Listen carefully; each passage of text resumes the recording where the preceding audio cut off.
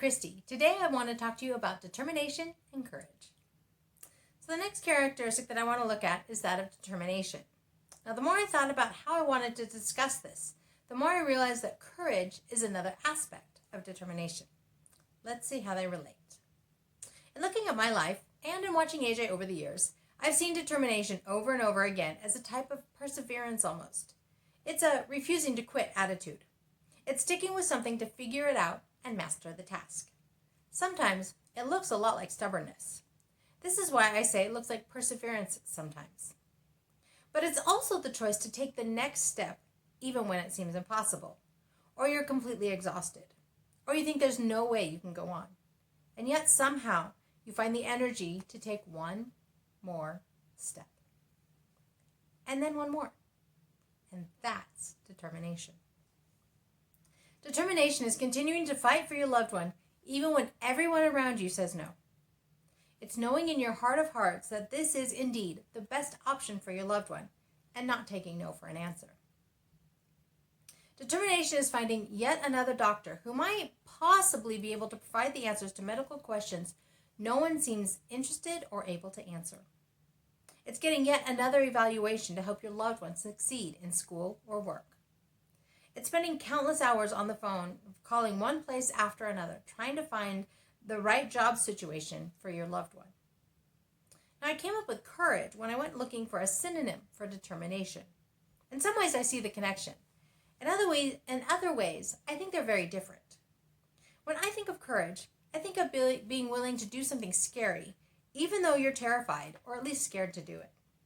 Courage is not letting fear stop you from doing something. Courage is being intimidated by a process you're not sure how to get through, but taking the first step you do know. It's not letting intimidation keep you from starting. It's allowing our loved one to try something new, even when we're not sure they're ready or able to handle what we're allowing them to try. Maybe it's saying yes to something they're begging for, even though your gut says it's not the smartest idea. Sometimes courage is allowing our loved ones with special needs to do something that is typical for their age, with all the supports they need, but without us there to catch them if things don't go the way we hope.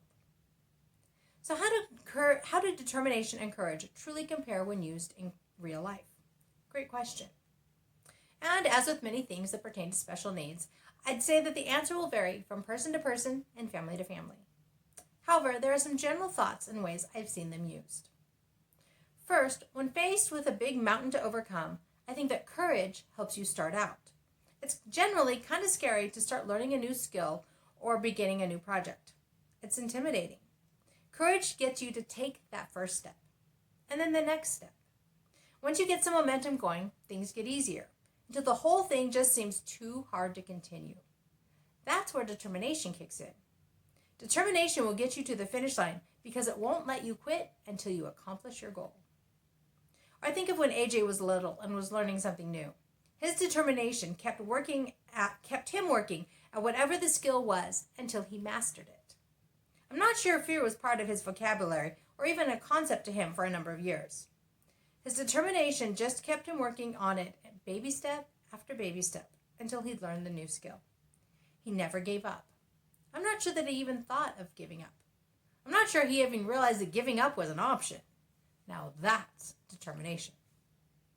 So which is more important, courage or determination? Honestly, I don't think you can make that kind of choice. They're both important for different reasons.